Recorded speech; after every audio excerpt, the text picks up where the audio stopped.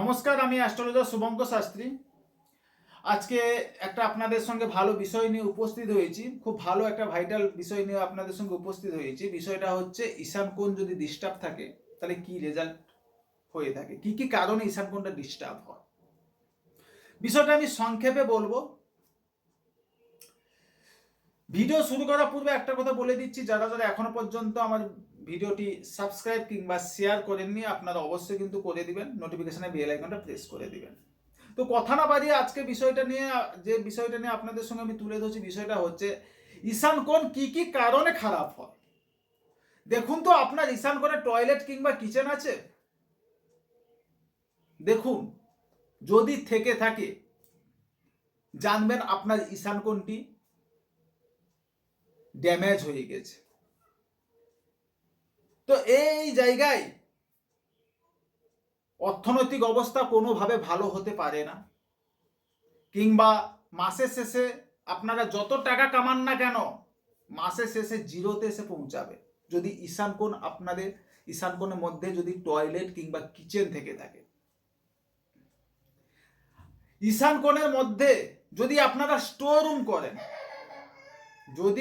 ঈশান কোণের মধ্যে store room করেন বা ইলেকট্রনিক্স জিনিসপত্র যদি রেখে থাকেন, মানে বাড়ির পুরনো ইলেকট্রনিক্স জিনিসপত্র যদি রেখে থাকেন, কিংবা এই ঈশান কোণের মধ্যে অনেক মানুষের বাড়িতে আমরা বাস্তু দেখতে গিয়ে দেখেছি ইলেকট্রিক যে হয় না, ইলেকট্রিক মানে মিটার বক্স অনেক মানুষের বাড়িতে দেখেছি আমি ঈশান কোণের মধ্যে লাগানো আছে।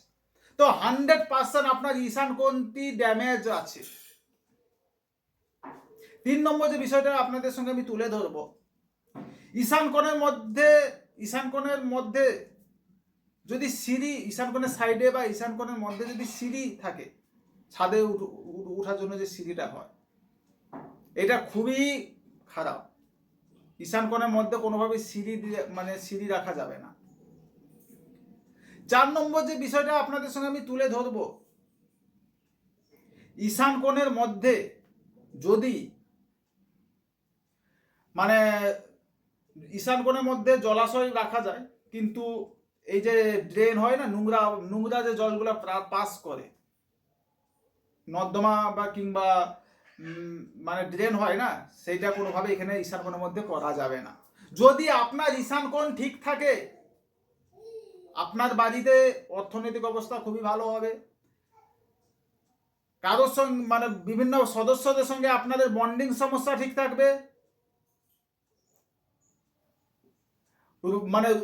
অসুখ বিসুখের জায়গা কম হবে। যদি আপনার ঈশান কোণ ড্যামেজ থাকে আপনারা কোটি টাকা ইনকাম হলেও মাসের শেষে এসে জিরোতে পৌঁছাবে, অর্থনৈতিক সংকটে প্রচন্ড পরিমাণে ভোগাবে আপনার বাড়ির সদস্যদের,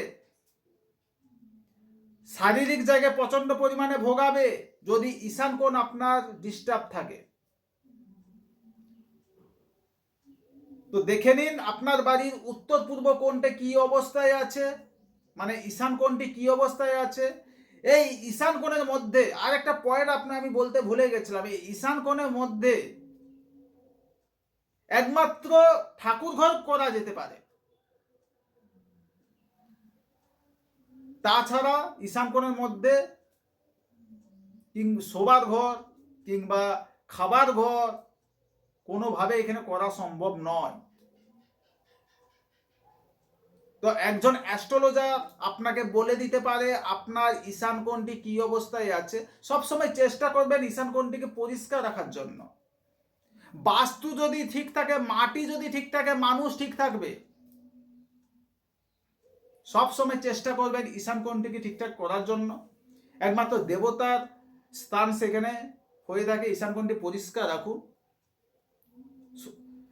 ধূপ দেন সেইখানে, ঠাকুরকে রাখুন, অবশ্যই কিন্তু আপনারা ভালো রেজাল্ট পাবেন। কেমন লাগলো ভিডিওটি অবশ্যই জানান। এই বলে আমি আমার অনুষ্ঠান এখানে শেষ করছি। নমস্কার, ভালো থাকুন, সুস্থ থাকুন।